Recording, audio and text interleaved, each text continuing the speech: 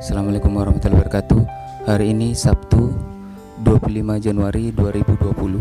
Saya akan menyampaikan amanah dari VPPD Harapan buat keluarga Daeng Baji. Untuk lebih lengkapnya simak videonya dari awal hingga akhir.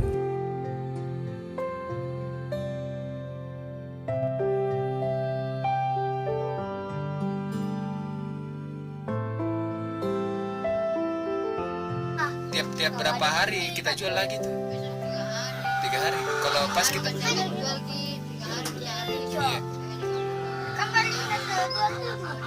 52.000. Nah 3 hari itu kita kumpul. Nah baru kita biaya ini semua sekolahnya kemana kan? Oh, enggak pernah beli baju sekolah. Jadi kalau misalkan lagi baru masuk ini dikasih jadi semua kayak baju apa.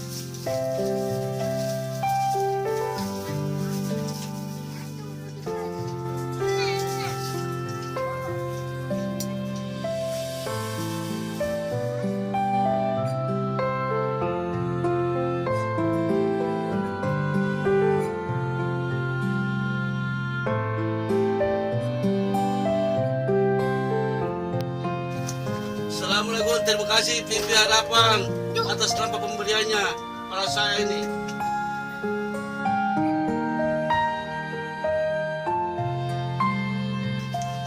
Mudah-mudahan banyak rezekinya lagi. Amin. Amin ya rabbal alamin.